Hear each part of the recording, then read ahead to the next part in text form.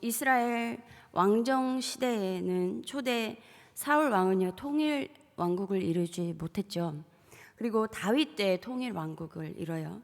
그리고 솔로몬 때까지 이어지고 솔로몬 이후에 북이스라엘은 여로보암이, 남유다는 솔로몬의 아들 르호보암이 다스리게 됩니다.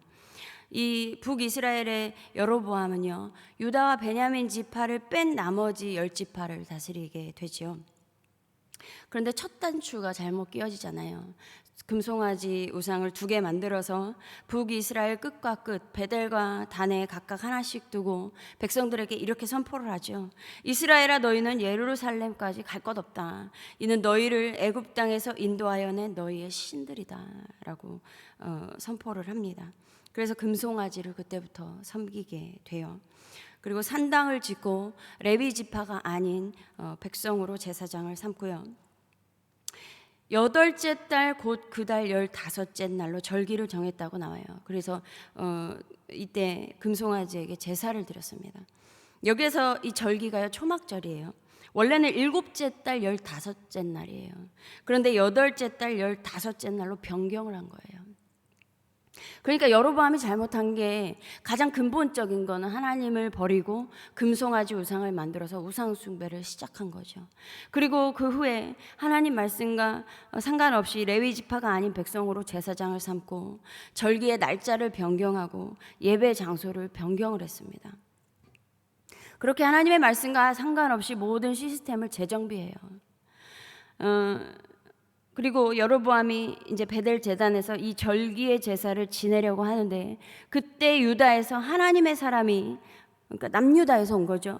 주님의 말씀을 전하려고 베델에 왔습니다. 그리고 여호와의 말씀을 외치기 시작해요. 제단아 제단아, 내 여호와께서 내가 주가 말하는데 다윗의 가문에서 한 아들이 태어날 것이고 그 이름은 요시야다라는 거예요. 그가 너희 위에 분향하는 산당의 제사장들을 너희 위에서 죽여서 제물로 바칠 것이고 또 그가 너희 위에서 그 제사장들의 뼈를 태울 것이다 라고 예언을 합니다. 그리고 이러한 일이 정말 반드시 일어날 건데 그 징조를 이제 곧 보게 될 것인데 제단이 갈라지면서 그 위에 있는 재가 쏟아질 거다라고 말을 합니다. 이 말을 듣고 여로보암 왕이 화가 났겠죠. 네. 그러니까 이렇게 제단 위로 손을 내밀면서 저자를 잡아라, 저놈 잡아라 이렇게 된 거예요. 근데 그 팔이 굳어버렸어요. 이 마비돼서 다시 오므릴 수가 없는 거예요. 그리고 이어서 하나님의 사람이 주님의 말씀으로 제시한 징조, 이게 반드시, 이 예언이 반드시 이루어질 거라는 그 징조로 제단이 갈라지고 그 제단으로부터 재가 쏟아져 내렸어요. 이 내가 한 말은, 하나님께서 나에게 주신 말은 반드시 이루어질 거다라고. 근데 왕이요 이렇게 팔이 안 구부러지잖아요. 그러니까 다시 좀 하나님께 은혜를 구해서, 당신의 하나님께 은혜를 구해서 내 손이 다시 회복되게 해달라고 해요. 그래서 이 하나님의 사람이 주님께 은혜를 구했더니 왕의 손이 회복되었습니다. 이 사건이 있었던 때가 기원전 약 930년경이에요. 그런데 하나님의 사람이 예언했던 이 다윗의 가문에서 태어날 아들 요시야가 언제 왕이 되냐면요, 기원전 약 640년경에 왕이 돼요. 그러니까 여로보암 때 이 유다에서 온 하나님의 사람의 예언이 성취되는 약 290년 뒤에 이를 예언을 한 거죠. 이 성취가 열왕기하 23장에 나오는 것입니다. 요시야 왕이요, 우리가 잘 알듯이 8살에 왕이 되죠.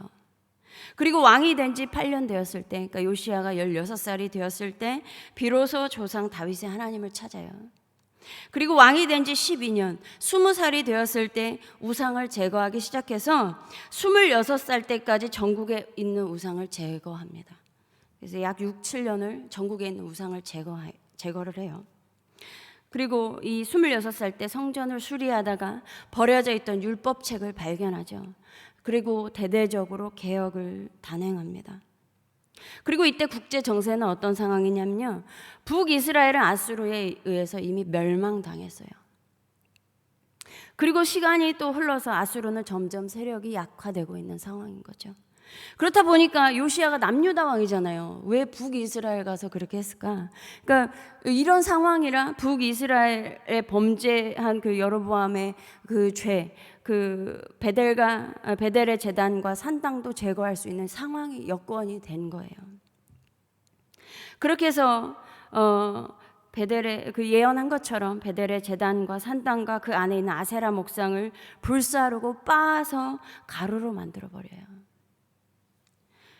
또한 예언했던 대로 산에 있는 그 무덤에서 뼈를 가져다가 제단 위에서 불사르고 거기 있는 산당의 제사장들을 제단 위에서 모두 죽였습니다.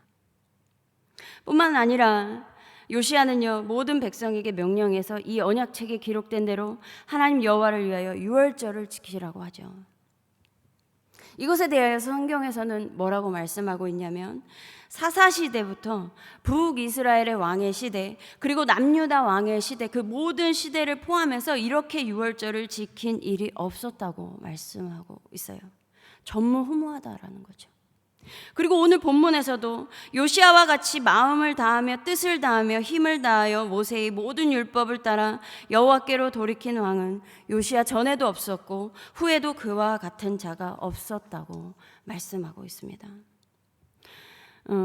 성경에는요, 전무후무한 사건이 몇 가지가 나와요. 출애굽기 10장 14절에 10가지 재앙 중에 메뚜기 재앙 8번째 재앙이에요. 메뚜기가 애굽 온 땅에 이르러 그 사방에 내림에 그 피해가 심하니 이런 메뚜기는 전에도 없었고 후에도 없을 것이라. 7번째 재앙이 우박 재앙이었어요. 우박으로 인해서 사람이 많이 죽었어요.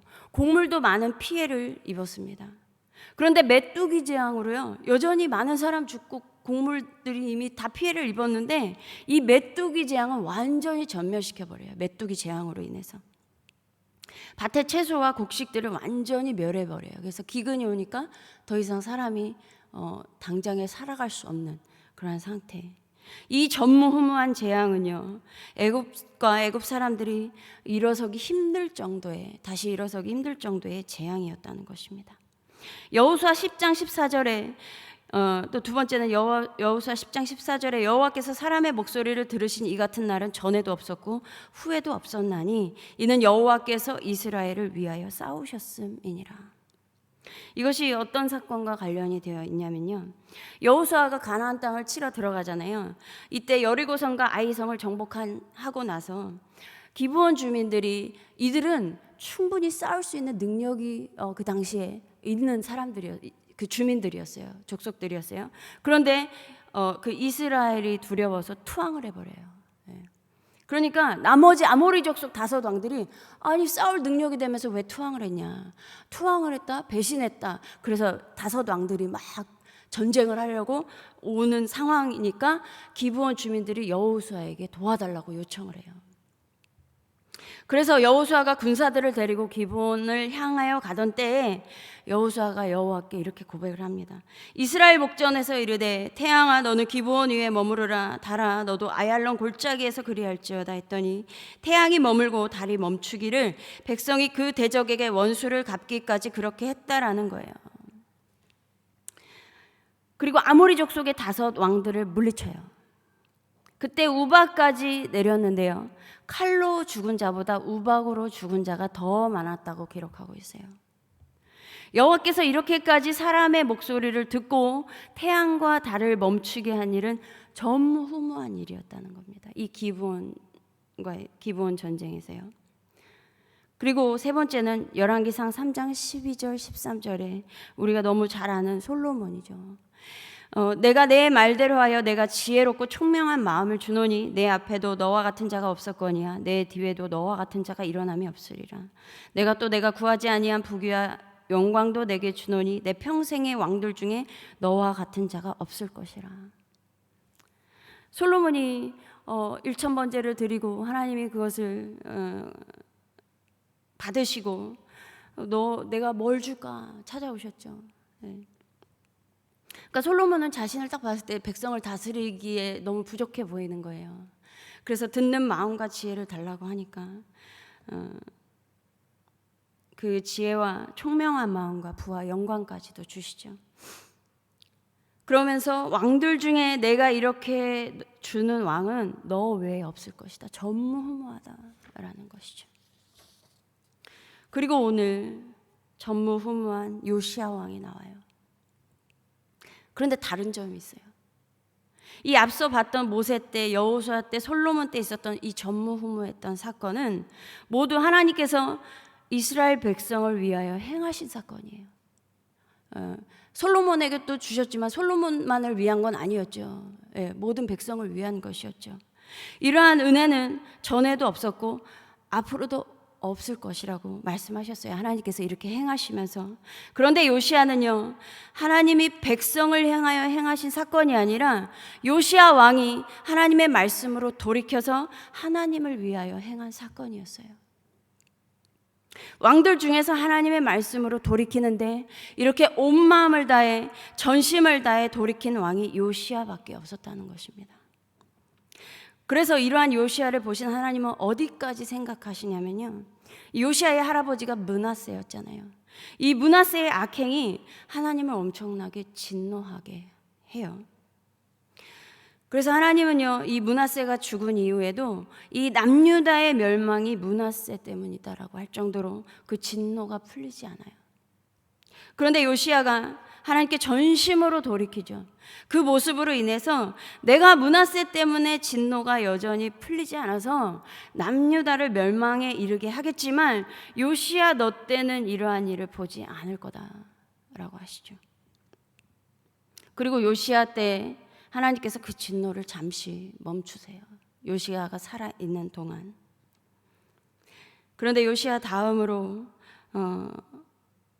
다음으로도 전심으로 하나님의 말씀과 그 하나님을 향한 왕이 또 나왔다면 적어도 제가 아는 하나님은요, 그 진노를 그때도 멈추셨을 거라고 저는 확신합니다.